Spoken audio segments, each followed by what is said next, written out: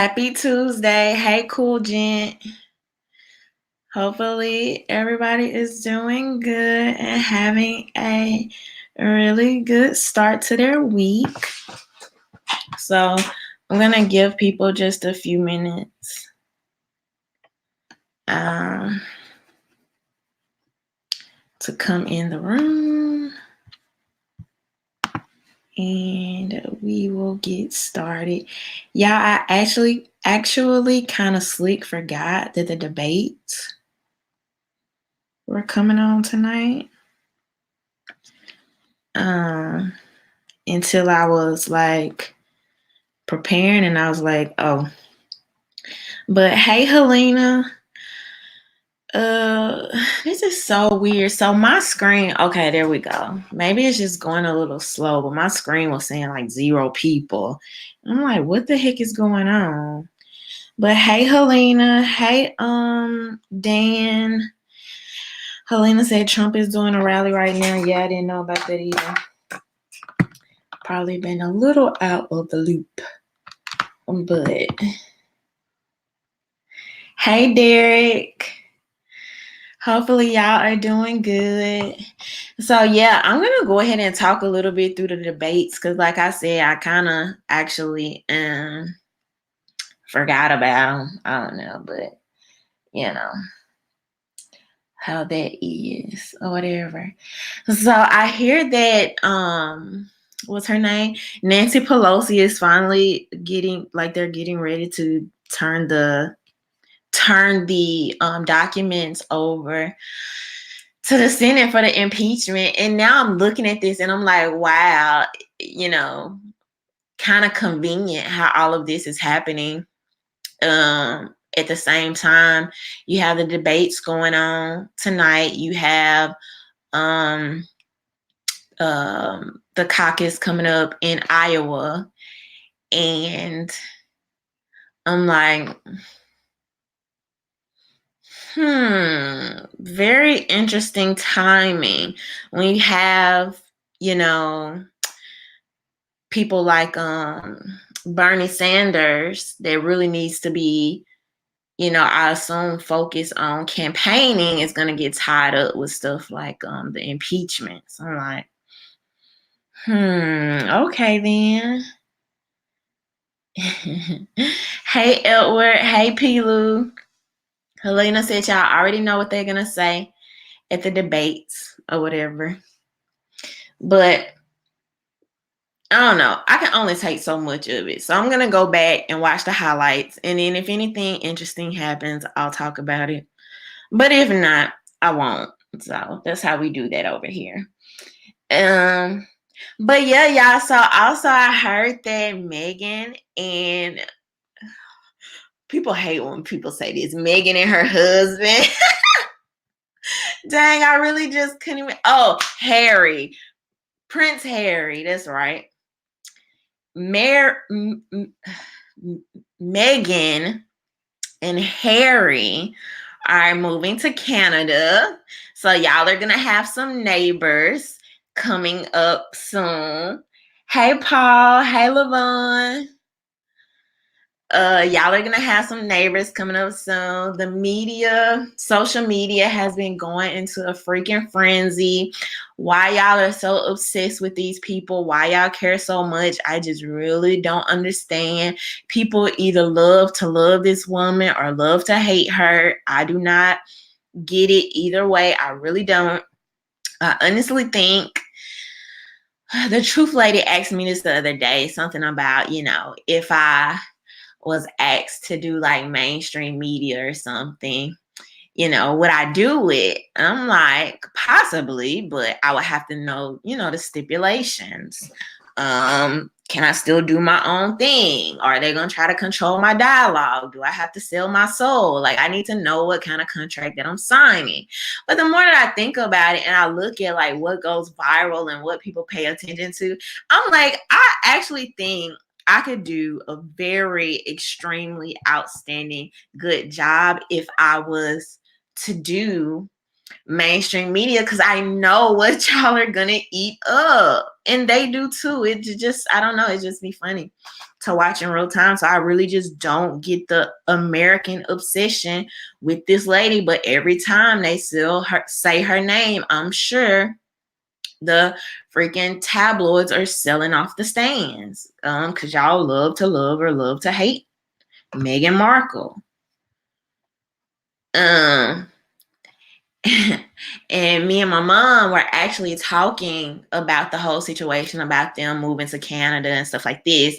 And she was like, how do you think the news is going to present it? Like, what do you think they're going to say? How are they going to try to, piece this together?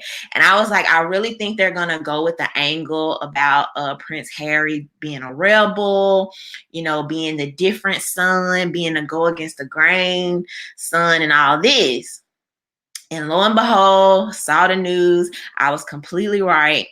And my mom was like, they making such a big deal out of this. They must not really understand families. You always going to have that one child that just goes against the grain, doesn't really listen to their parents, does something different, goes against what their parents put in place for them. And I'm just listening thinking, this sounds a little personal. Are you talking about me right now? Like, you just, okay. You done went off on a little tangent here, honey. Hold up now. Oh, man. But hey, that guy from Texas. Thank you, Tony. The Sussex. Sussex. I guess I'm saying it right. But so, I mean, I don't know. I think people just don't. Whatever the media sells, people are gonna eat it up. And then I just think,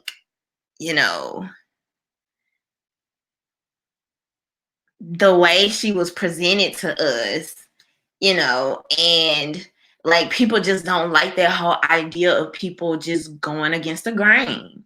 People don't like that. And honestly, even when you think about it, how important are they to the kingdom anyway? Like, so why does it matter? I just don't know. But so that's what everybody has been talking about. And I'm just like, oh my God, y'all on this Meghan Markle thing again. I guess.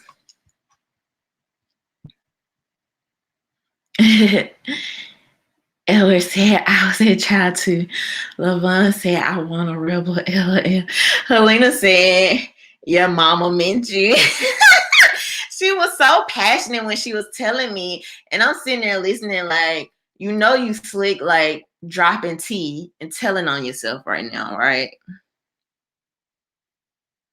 Yeah, just tell me how you really feel, Mom. But the Duck and Duke, I cannot, what is wrong with me? The Duke and Duchess of Sussex, thank you. But yeah, so they have been completely flooding the media for the last couple of days or whatever. But yeah, let's talk about like how Facebook once again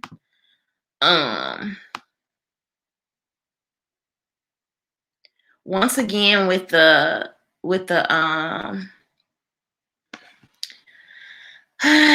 deleting people posts, basically blocking free speech, things like this, regardless of if it's the speech that you agree with or this then the other.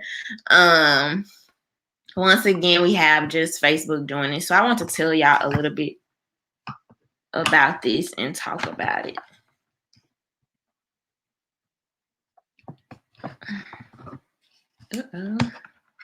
Okay. So let me pull up my screen.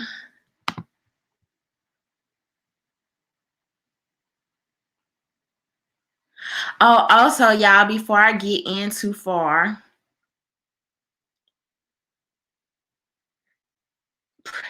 Helena said, please say Duke is Duck again. Y'all know my tongue be getting tired sometimes. Hey, I'm Tay. Y'all, this is Tay. I am Tay in the chat. He was one of the people that I interviewed in my video in Virginia. So y'all make sure that y'all go over there and sub to him. I'm already sub to his channel. So y'all make sure y'all go over there and sub to him. Hey, Black Introvert. Hey, Deadshot. I can't even remember if I even just said that, y'all. My brain is like all over the place tonight. So y'all excuse me. But I was saying, before I get too deep, I'm glad he came into the room because I was actually just about to talk about this. Before I get into deep, I may or may not be going back to Virginia this weekend. I really don't know yet. I probably should hurry up and decide by like tonight though. But I know I will be in Vegas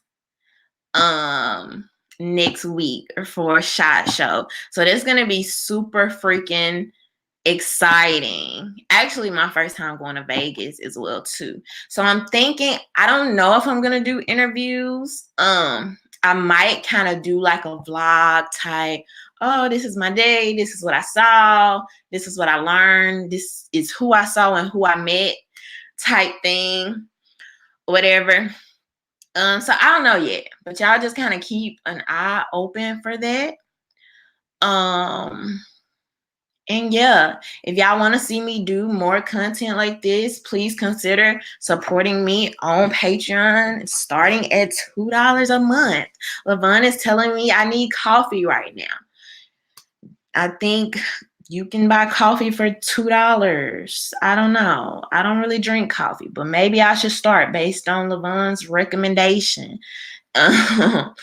But yeah, y'all please consider supporting me on Patreon starting at $2 a month. Let me give a shout out to my VIP patrons, Valdez. Hey Valdez, I saw Valdez in the chat. Michael Ray and Ray Ray. Thank y'all so much for being VIP patrons. Thank you to all my patrons, and thank you to the people that support me on other platforms as well. So that means a lot. That guy from Texas said, what happens in Vegas stays in Vegas. I promise, whatever I'm doing in Vegas, I'm going to be able to come back and tell y'all I was doing in Vegas. It's one of those kind of trips, okay? Dan said, if you don't go, make sure you go to the range. Yeah, I'm trying to get that in this week. As well. Jack said VA Senate voted 9-5 votes on 4 proposed bills, waiting to see what happens next. Yeah, I'm gonna be checking out all that stuff and kind of giving y'all like some updates as we're going to see what's what. But all right, y'all. So let's jump back into this thing about Facebook. I'm definitely gonna have pictures, and my people on Patreon are gonna get like all the behind the scene exclusive footage. Like y'all gonna get some more like behind the scenes and what's really going on, some good stuff that I'm hoping to get, because I'm actually gonna be there for a few days. So it should be a good trip. But all right, y'all. So this is according to MSN.com. Facebook to remove pro-Soleimani posts on Instagram, CNN reports. Facebook Incorporated is taking down Instagram posts that express support for Iranian commander Qasem Soleimani, who was killed in a U.S. strike, CNN reported. Pictures run by or on behalf of sanctioned people and organizations, as well as posts that commend or support their actions, will be removed because the social media company operates under U.S. laws. A Facebook spokesman said in a statement to the news agency. The Iranian government has protested by calling for legal action against Facebook's photo sharing app, Instagram, one of few Western social media platforms not blocked in the country. A government website also created a portal for users to submit examples of removed posts, Iranian state media reported, according to CNN. Instagram shut down Soleimani's personal account last April after the U.S. designated the Islamic Revolutionary Guards a foreign terrorist organization. Facebook operates under U.S. sanctioned laws, including those related to the U.S. government's designation of the IRGC and its leadership, the Facebook spokesman said. So I think this is pretty interesting. I think this is pretty interesting for a couple of reasons. One of the first reasons be whatever your position is on the killing of Soleimani, I am under the belief that we should operate under the freedom of speech. And why I say that is, first of all, you're talking about, you're beholden to the U.S. in this article. And if that is the case, we literally have the freedom of speech in our Constitution. But not only that, right? What we've seen with these companies is that, okay, you start off telling us, oh, we're just gonna restrict this little thing, just this little thing over here. And then this little thing becomes big things, right? And what happens is we end up in a freaking echo chamber where everybody, they're trying to push everybody to act, think, and sound the same. Not only to mention that, but what is like support? Because a lot of times what I see happening now is with these companies, just like YouTube, I told y'all recently, they were creating more restrictions. And what was a word they used? Borderline content.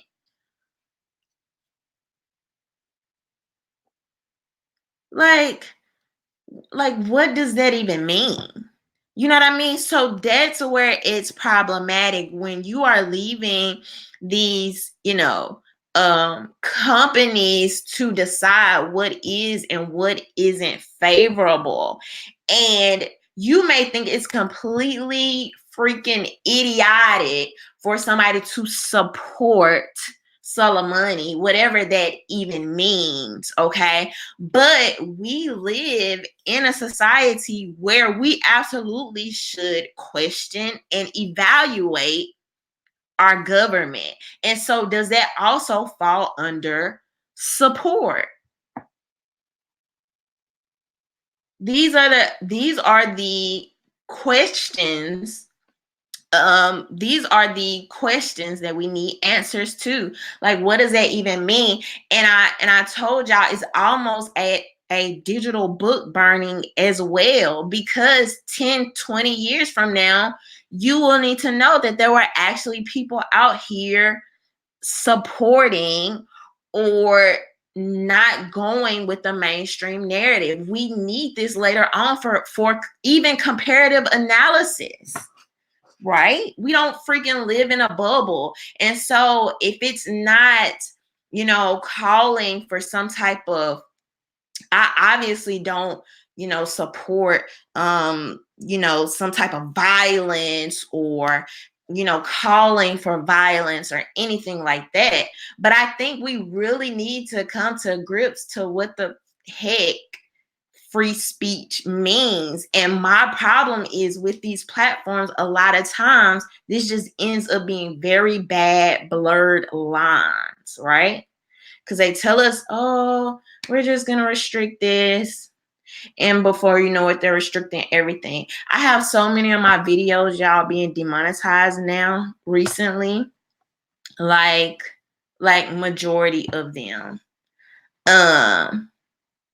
And so we have to ask ourselves, who is making the rules? I also find it interesting, right, that Facebook, I would assume to be more of like a left-leaning platform and the type of information that they prop up. And we also have been seeing a lot of Democrats in the media kind of pushing back on this whole idea of us going to war, kind of pushing the idea that Trump did this attack. He went about this attack all wrong and things like that. So to see Facebook kind of somewhat seem to be in opposition to that is also like interesting to me. So I'm like, what's your stake in this? I don't know. It's just kind of weird to me.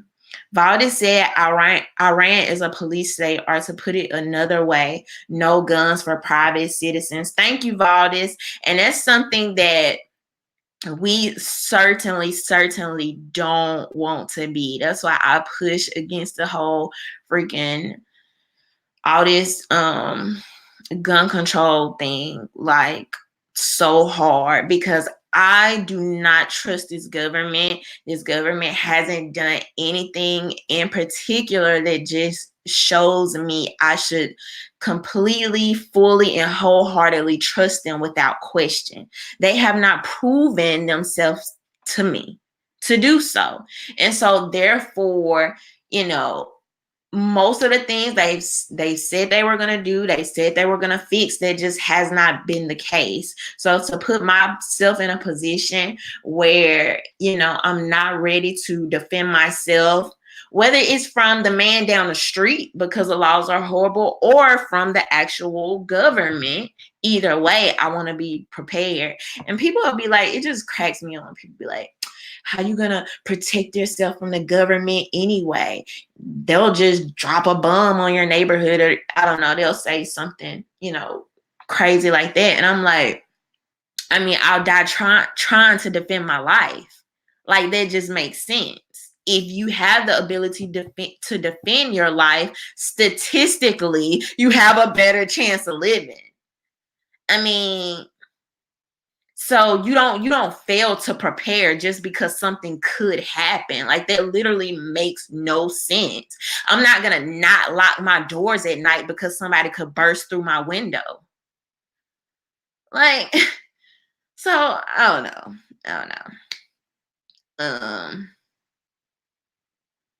People just don't make a lot of sense.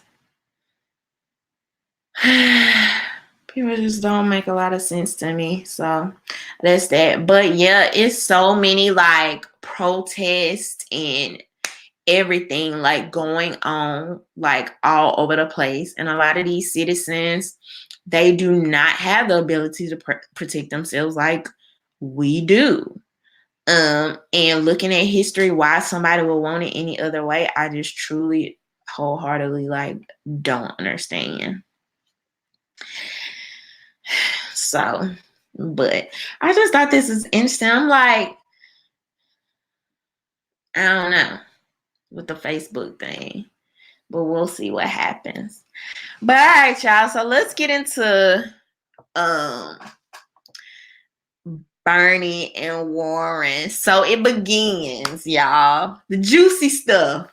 What we're here for, right? What we love, what people love to eat up, what sells the tabloids.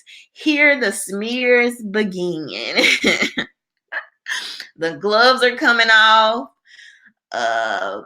We're getting ready for a smear tour gearing up. So basically, I guess this has been happening over a couple of days.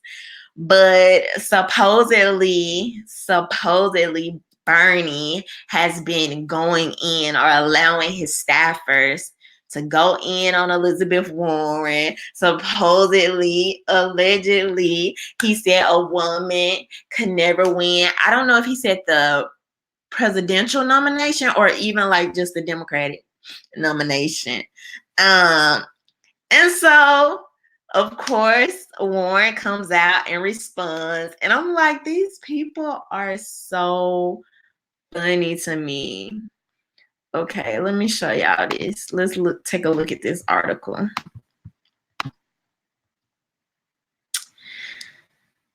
So, Elizabeth Warren said Sanders told her a woman couldn't win in 2020, which she denies saying. Senator Elizabeth Warren said Monday that Senator Bernie Sanders once told her in a private meeting that a woman couldn't win a 2020 election, a headline-grabbing claim that Sanders quickly denied. The discussion, which is hotly disputed, was first reported by CNN, citing four anonymous sources. I'm so freaking tired of anonymous sources. I'm sick of the fact we even come into 2020 with this. Two people Warren spoke with directly soon after the encounter, and two people familiar with the meeting. Warren 70 later supported this version of events in a statement via her campaign, saying she and Sanders 78, I don't know why their ages are important in this particular article, I don't understand, had an hours-long private meeting in December 2018. There they discussed the upcoming presidential election and our shared goals, including beating Donald Trump and championing progressive economic policy, she said Monday. Among the topics that came up was what would happen if Democrats nominated a female candidate, she said. I thought a woman could win. He disagreed. Sanders disputes this. It's ludicrous to believe that at the same meeting where Elizabeth Warren told me she was going to run for president, I would tell her that a woman couldn't win, he told CNN in a statement. His campaign did not respond to a request for comment from the people. So I'm going to drop this article below, okay? So in case y'all want to come back and read the full article. So this happened after the fact that an article was posted to Politico about comparing, no, hold on. So an article came out in Politico and basically said Bernie's campaign was slamming Warren as a candidate of the elite, right? So let me see if I can. I thought I had it pulled up, but I want to read what it said.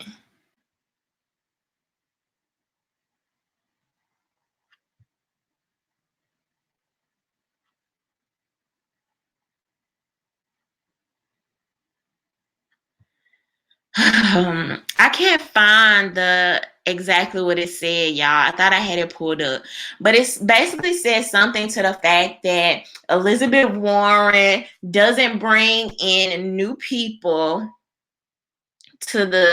she's not bringing in new people, okay? It said that she is only reaching like elitist people, basically more affluent people, whereas Bernie Sanders can relate more to people across, different demographics and things like this.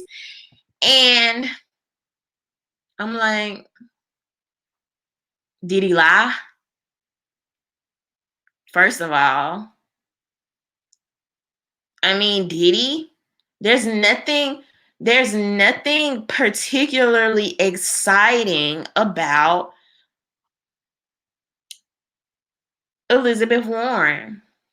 I see a older, whiter, affluent demographic, just like Bernie Sanders said, voting for her. Like, what is I don't see what's so controversial about that. Anybody with eyes and that's been paying attention, I think, could agree to that on some extent. The media has also been heavily pushing mainstream media Elizabeth Warren. But if you go into these other social media sectors, you don't see a lot of people talking about Elizabeth Warren, unless the only time is as it relates to something specific with another candidate. But people just really getting energized and super pumped about Elizabeth Warren, No. I mean, we really just haven't seen it. Let me show y'all her response and what she said. So this is where it got juicy. I was disappointed to hear that Bernie is sending his volunteers out to trash me. Bernie knows me and has known me for a long time. He knows who I am, where I come from, what I have worked on and fought for, and the coalition and grassroots movement we're trying to build. Democrats want to win in 2020. We all saw the impact of the factionalism in 2016, and we can't have a repeat of that. Democrats need to unite our party, and that means pulling in all parts of the Democratic coalition. It means building a grassroots movement with face-to-face conversations with people and door knocking. Oh gosh. Okay, that's enough of that. I think y'all get the point. And I kind of said this, but I might have minced words earlier. But it was supposedly somebody working for the Bernie Sanders campaign, right, that put out this information. Now, so Elizabeth Warren goes on to talk about now. Elizabeth Warren and Bernie Sanders are always bragging about how they're friends. So she goes into this whole, he knows me. I'm so disappointed that he would allow his staffers to attack me. Not to mention, this is from an anonymous, supposedly, anonymous, random type of staffer, just random type of thing. She doesn't fact check. She doesn't call up her friend.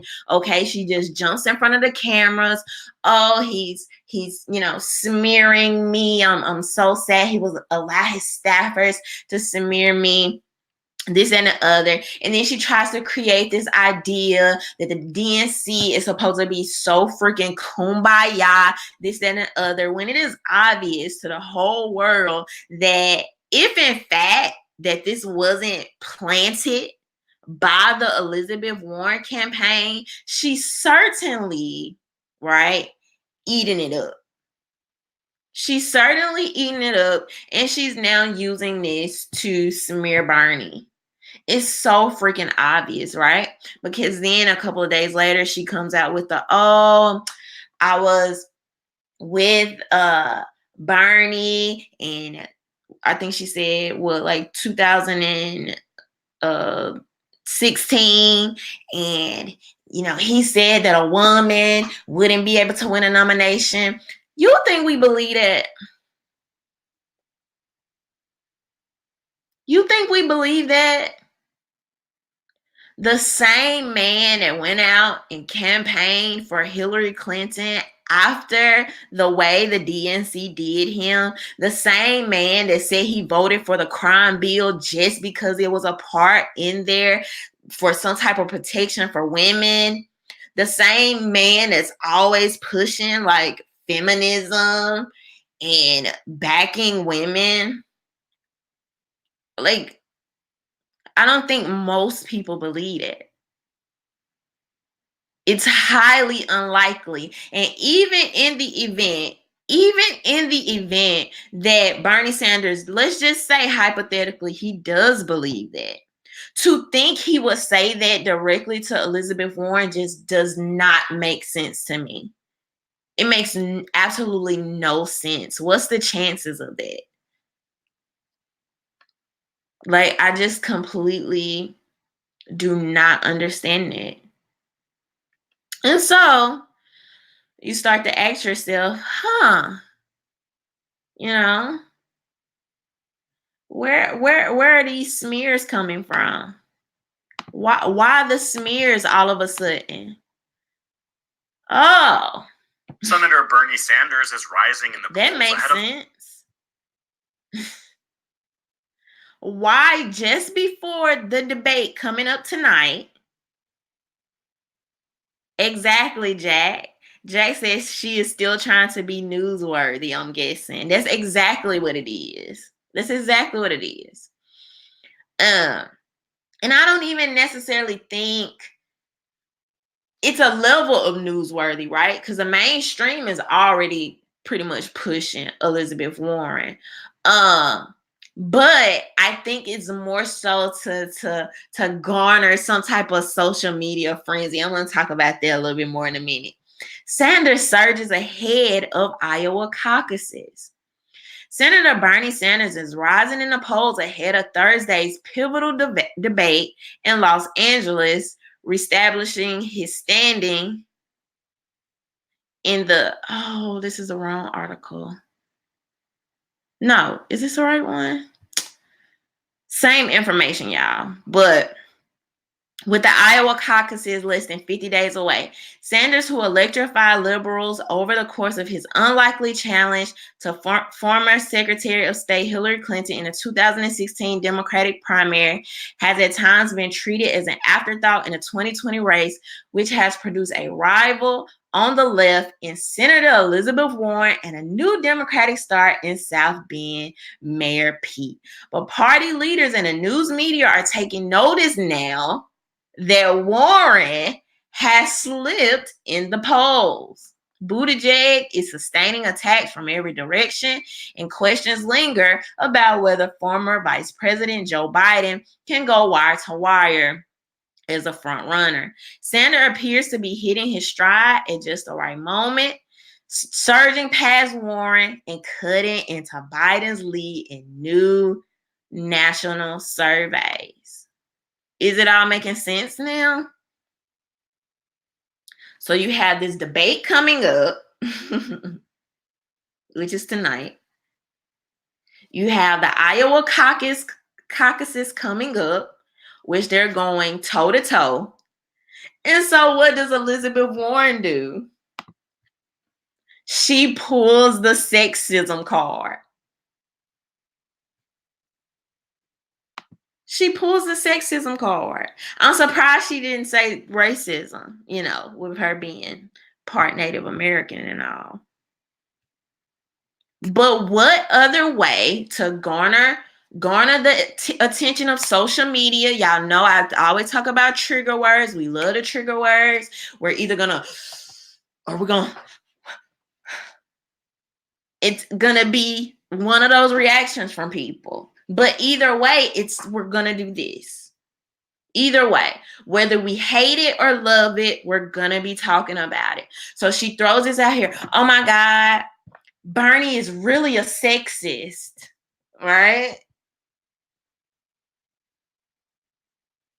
He's really a sexist. He's attacking me. Basically, he's attacking me because I'm a woman and I'm a front runner. That's the type of messaging she's basically trying to get across. How convenient. How convenient. Like, do you think we're that slow? This is very strategic. Like I said, even in the event that, let's just say, this random staffer, like, actually, said this or whatever the case may be. I mean, heard Bernie say this, right? In the event that he did say this, he's your friend. If somebody's telling me my homegirl that I've been knowing for years, we're so close, we work together, this and the other, and you tell me some random person she said this about me, I don't deal in rumors. I'll talk to her directly. I'll speak to her directly. Not only that, of course,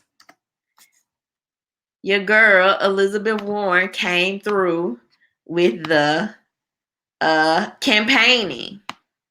Smart move. I'm telling y'all, it would have been a smart move if it would have actually worked. She could have did this on like a Donald Trump or something like that. People would have believed it. You can't pull this on a Bernie Sanders. Your marketing people, your PR people, your strategist people, y'all have to do better and think smarter. This wasn't really smart. It wasn't really smart.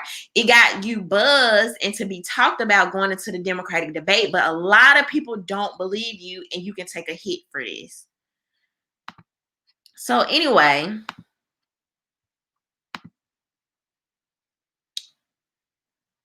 she used this. Hold on, I'm gonna pull it up.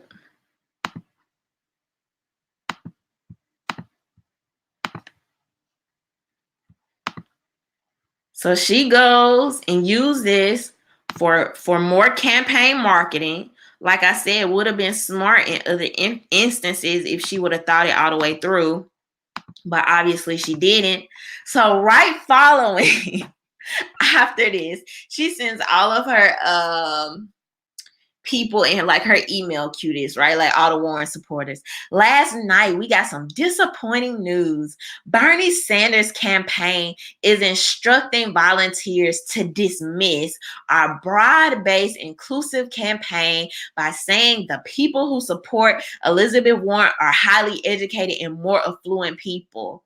When I heard that description, I didn't recognize it. That doesn't describe me or many of the passionate volunteers and organizers I know. This type of attack isn't about disagreeing on issues. It's about dismissing the potency of our grassroots movements. Let's be clear, as a party and as a country, we can't afford to repeat the factionalism of the 2016 primary. To win in November, we need a nominee who can unite a broad coalition of Democrats. I'm sorry. Who will excite every part of the Democratic Party and inspires more people to join a fight. So, if you want to support this campaign and support our movement, you can contribute now. Contribute now. And I'm like, gotta be quicker than that. You were so close. You dropped the ball. You might could have got away with it if it wasn't for those meddling kids. You might could have got away with this with a Joe Biden or a Trump. But now you got hashtag women for Bernie and hashtag I trust Bernie trending all over Twitter.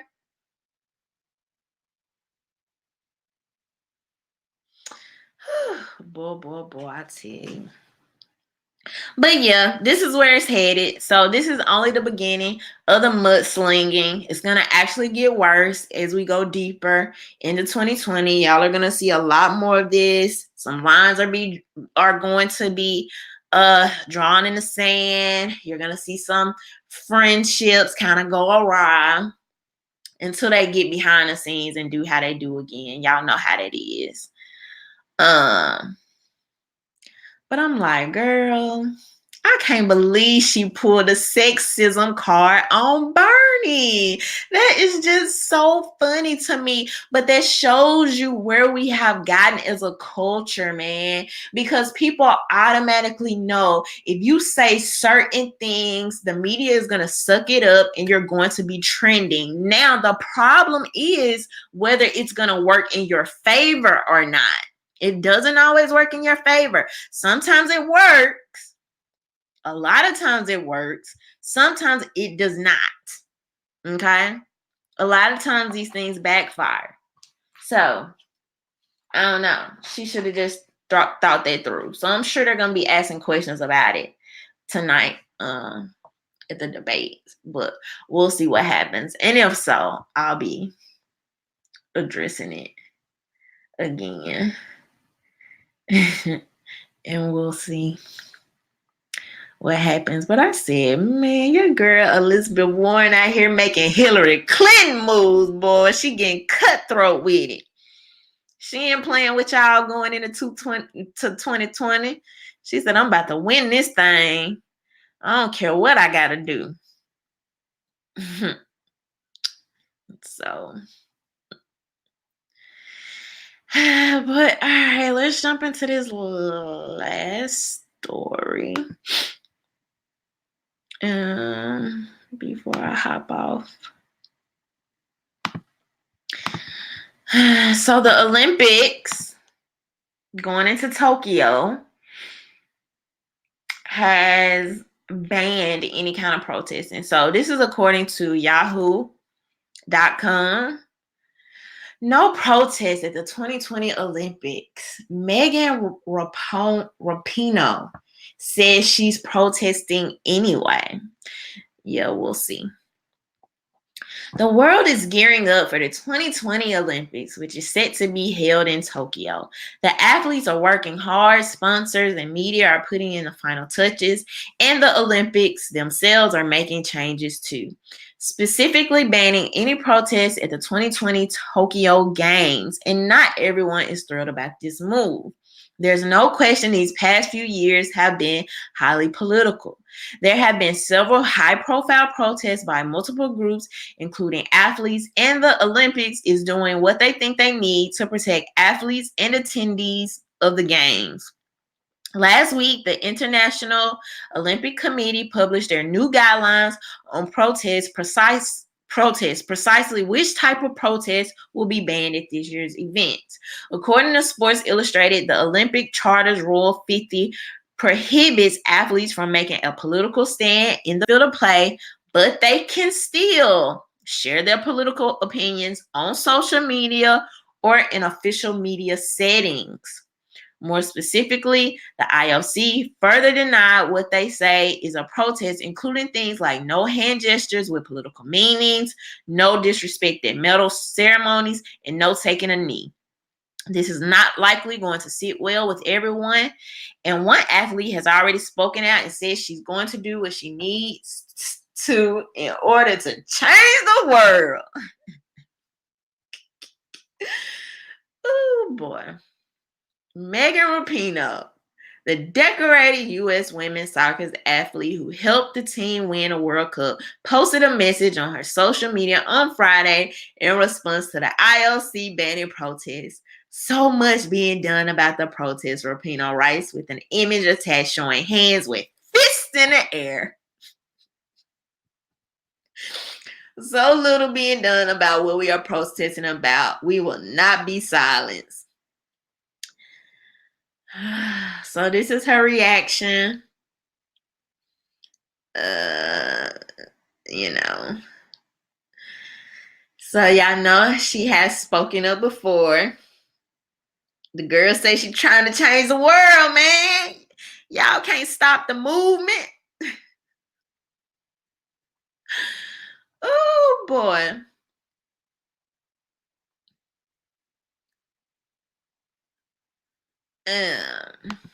I, for one, just think when I see white people doing like the power fist, like in the air, I don't know. I just think it looks silly. Me personally. But regardless, Megan Rapinoe says she's here to change the world. She says she's gonna protest anyway. We are going to see what happens. I personally believe that the only way she's going to protest is if the payout that she can get from other sources, right, is beyond what she would get by doing the Olympics. Social justice warriors are popping right now. If you have the look, I mean, you know, if you have the look, it's where it's at. We've seen what's happened with we've seen what happened with Colin Kaepernick. I mean, you know, she has the non-binary kind of, I guess, look going on. You know, the pink hair, you know, muscles, you know. I mean, she has the look. It is what it is. And it's popping. That's what's popping right now. That's what sells. So if she does this and she's standing up against sexism and racism and homophobia, somebody will pick her up. Somebody will give her a contract. Somebody will pick a shoe deal, and she will be much more memorable for that than the actual sports. That's just what it is. It's a money making thing. So even in the event that she doesn't, the team doesn't win the Olympics, doesn't do that great, she'll be on people's magazine covers. She'll be on the red carpet. They'll probably invite her to the cookout and the BET Awards and stuff like this. And so my personal opinion with this whole no protesting thing at the Olympics, I do not care. I literally do not give a crap. First of all, we're talking about Tokyo, okay?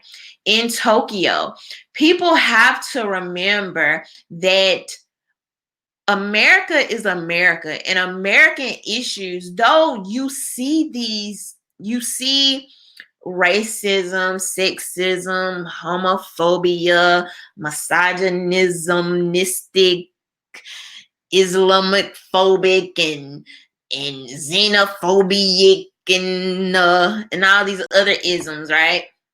You see them to some degree, like I'm sure in every country, every culture. But America is different, okay? We probably, y'all correct me if I'm wrong, I'm almost certain, we literally have the most number of cultures, religions, racial makeup in one country, in one area. Okay. Then with the unique history of American history, you're just going to have a different dialogue, how the media treats us, how our government is set up. If you go to China or somewhere talking about this crap, people don't care. People don't care about you go to these places. I was watching something on YouTube today where this white woman married this like some type of like Indian guy, I think. I can't remember which part of India. And she had on like jeans. They were in his country. And she had on like jeans and a t-shirt. And people were like stopping him in the street, saying he was disrespectful for like not having her covered up and stuff like this. And I'm thinking like, these are the type of people y'all think care about y'all feminist protests. You know what I mean? So I don't know. I just find it weird when we try to impose our culture, our problems, our beliefs onto other people. We try to force ourselves on them like America is just end all, be all, and we're just the center of the freaking world. When you literally have people in other countries that just want to live. They ain't asking to walk down the street with their titties out. They literally just want to live without being thrown off buildings for dressing, in jeans or being attracted to the same sex. So yeah, it's a little different. People are saying, oh, Tokyo is racist. This just shows that the people over the Olympics is racist. No, this shows that we live in a freaking capitalistic society, and money rules all. Money at the end of the day is going to trump social justice. I keep trying to tell y'all that. Even with this woman, just pay attention. You're going to see if she does not end up getting a bigger payout from a Nike, a Under Armour, a Converse, if she doesn't get a spot hosting at The View or something like that, if she doesn't win the freaking what's this award, most brave person or standout person, she's going to shut the heck up. It's the same exact thing that we saw with LeBron James. When it comes to just speaking on basic human rights, that should be universal, especially for Americans, because we're so used to a certain way of life. So basic things like just the right to live, the right to defend yourself, the right to speak up. I would assume those are things that most of all of us believe in. And if you can't kind of see that in a universal, if you can't conceptualize that in a universal way, and you say, and you out here talking about, oh, well, I don't think what was the I can't even remember the guy's name. I don't think he considered how this would affect people, mentally, spiritually, financially. Like, don't forget that part, LeBron. But Colin Kaepernick is getting a free, like, big freaking payout. Like, you got the shoes, you got the deals, and people are using that as a blueprint. People are using it as a blueprint. If you can do that, it's very akin to the Elizabeth Warren thing, right? Like, the media is not pushing you up enough. You come out and you talk about sexism, and you are expecting Twitter and Instagram and Facebook to throw on their cape and rally around Elizabeth Warren. But you just happen to mess up because you did it against another social justice warrior. So you have to see how favorable you are to people and how that is going to pan out.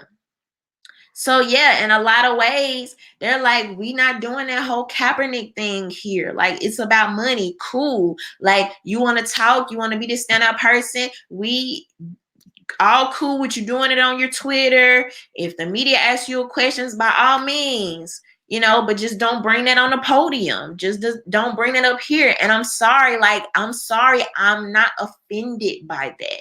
Because at the end of the day, with these people, money rules. Money talks, BS walks.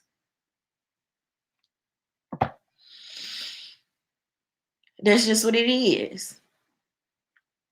And so, like I said, if this lady at the end of the day can't afford to feed her family by the move she's making, she's going to switch directions. That's how that works. And these companies, I can't remember, was it Google or maybe that was like Apple or something. But all these woke companies, you can see how they act in other countries, or the differences, and see how woke they really are. You have people that'll be super woke here. Y'all support the police protesting, and rightfully so if they're not calling for violence. But then over here in Hong Kong, is like, we shutting off the apps. We're not supporting it. We're not with it. Because that Hong Kong government will give you the business. They don't play that there. These other governments do not play that. They're not these a lot of these other governments, these citizens are not as free as y'all think they are, and they don't care as much. It be their way or no way.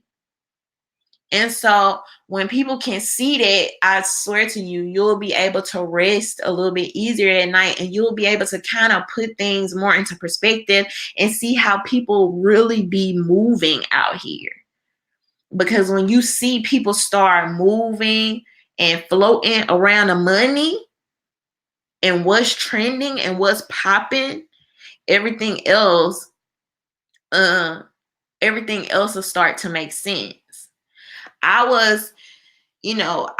rock with the whole freedom of speech thing. Like, I'm with it. Like, I mean, whatever, say what you got to say or whatever. And so I've talked about this when Colin Kaepernick first came out with the, when he was kneeling and all this, and before they tried to make it you're doing this at your job type of issue, I was like, okay, cool. You know what I mean? I'm with it. But then it, like, I don't know if you know, if he started off with a different intention and it turned into something else, I don't know if his intention was the same the whole time, but after a while, it started to look a little grifty. It started to look a little grifty. Like, let's just admit that.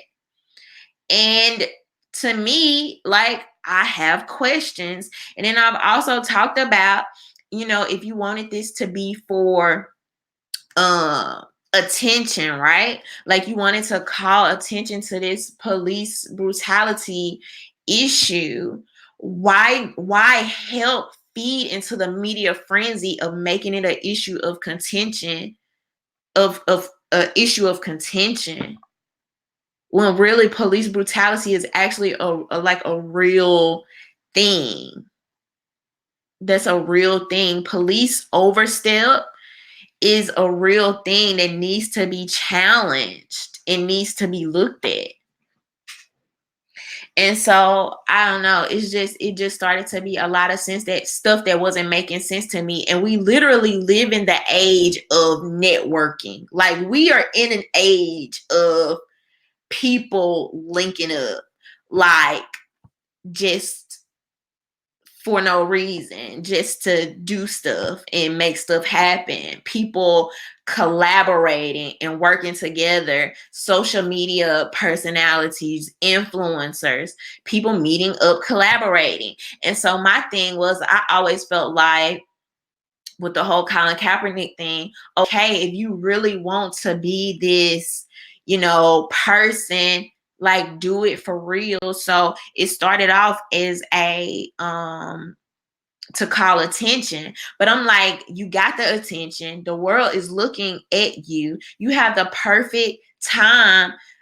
Like, all these people that swear they want to do something for the American people anyway, why not get with a Maxine Waters or somebody and look like you're actually trying to do something? And if not, why not pass the ball? Why not say, well, I just saw an issue, but you know what? I'm not really versed in the statistics. I'm not really versed in, you know, because I didn't particularly grow up in these communities and things like this. I just want to call attention, but this is the person that can give y'all all the data.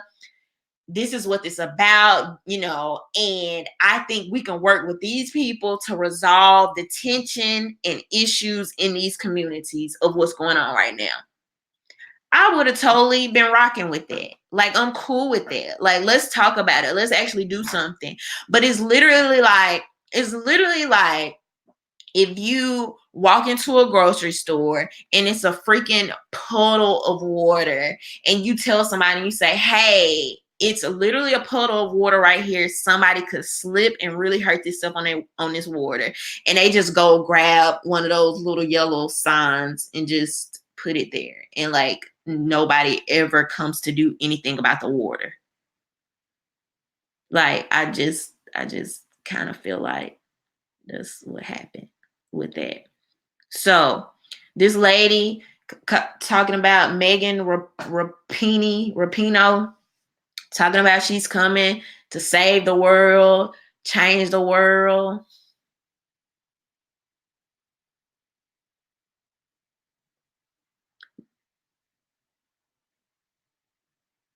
Okay.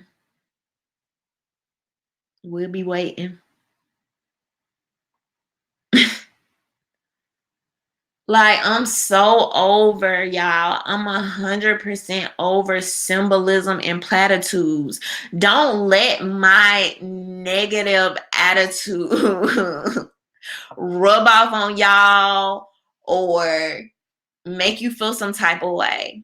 But I am 100% over symbolism and platitudes. So when y'all watch me, do not expect me to be excited about people doing symbols, saying cute words. I want to see policy. Like, that's practically all I care about at this point. I'm sorry. But when you see all this frenzy in the media and people get so wrapped up in the tabloids and the clicks and the views, and this person said this and this person is doing this, but everything is the same. And I feel like I'm in a matrix because people get so excited about symbolism. And I'm like, but do you realize like nothing has changed? Like, have you stopped to think about that? Nothing. So I'm sorry. No, I just don't care. Like, I literally just do not care. I don't know. It's just not interesting to me anymore. It's not interesting to me. Jack said Iran protesters risk their lives to live free someday, which we take for granted. No Bill of Rights in many countries. Absolutely. Jack said, what I'm beginning to learn about Nike, Kevin O'Leary of Shark Tank fame told TMZ, they know how to take controversy and blow it up into advertising. Absolutely. And at this point, I'm like, I don't even know if I can blame them because it's what people want to see. It's what people want to hear. So can we really get mad at people for doing their job? It's capitalism. It's capitalism. You're taking something that you know works and you're selling it. It's marketing. So I don't even think I like get as disturbed anymore as like I used to. I was like, oh my God, I can't believe they're doing this to us. But then when I constantly look at how people respond and how people digest the media, I'm like, y'all are begging for it. Thank you, BMT. He said, hey, RhondaMary, so proud of your work. Keep it up. Thank you. Grace said, I am also so tired of symbolism over substance. Without substance, symbolism means nothing. That's a quotable, Grace. I got to use that. That's a straight up quotable. I'm going to read that again. I am also so tired of symbolism over substance. Without substance, symbolism means nothing. And that's what I be trying to get people to see, man. That's what I be trying to get people to see. They be so excited about these freaking Hollywood people come up and give a speech. And if they say something about sexism or racism or homophobia, y'all ready to freaking bow at their feet. And I'm like, it sells. They wanted the viral moment of the night. They're trying to see who can have the most woke speech. Because a lot of these people, when you really look at their lives and what they're actually doing, does it match up to the stuff that they talk about and say? I mean, really? But Helena said, I'd be supportive if their version of equality wasn't so two-faced and meaning special treatment. Edward said it's all about profits. Yeah, I agree. And I think like I think when people start to see that, you can see that a lot of these Hollywood people are on the same team of these other entities. They might look like they're opposing, right?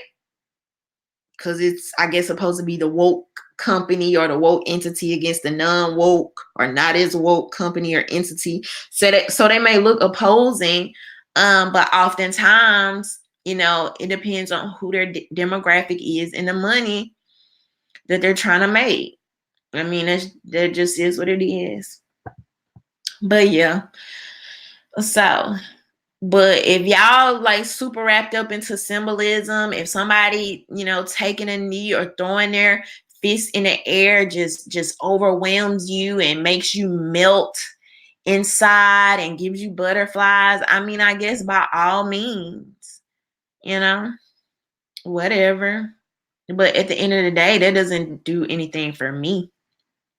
So, but I don't know. But yeah, y'all, those are my thoughts for tonight. Hopefully I can do some more content this week before I get out of here. This weekend, shout out again to my VIP patrons, Valdez, Michael, Ray, and Ray Ray. Thank y'all so much. Thank y'all to all my patrons and everybody that continues to support my channel. Please make sure y'all continue liking, sharing, and subscribing. Please consider becoming a member of my Patreon so y'all can support my content, see it get better and better. Also get like exclusive content and early uploads and stuff like that. So yeah. Elwood Bailey said, before Black people become politically educated, they must be psychologically re-educated. I could see that. I could agree with it in some sense because, first of all, for politics, I think particularly from my own journey and what I've been learning is that you start to see that a lot of this stuff is fluffed. A lot of it is fluffed and a lot of it is blurred lines. And so if you do not focus on what actually matters to your everyday life, what could affect your community, your neighborhood, your schools, your cities, if you don't actually focus, you will get swept away into all the drama and the stuff that at the end of the day is entertaining. It's entertaining. And we all like to be entertained to some degree, right? We all do. That's human nature. But that's just what it is. Like literally 90% of the stuff we see, I would say on CNN, Fox News, MSNBC, all of that is entertainment. Like at least 90% of it. I mean, that's just what it is. And they're basically giving the people what they want. So heck yeah. Elwood Bailey said the foundation of politics is mastering the art and science of influence. Absolutely. Absolutely. Absolutely. Jack said, good show, Rhonda. Keep seeing what people are selling. Stay awoke. Thank you. But all right, y'all. I'm going to let y'all get out of here. I don't know. The debates might still be going, so y'all might be able to catch some of it or at least catch the highlights. And I will see y'all later this week. Bye.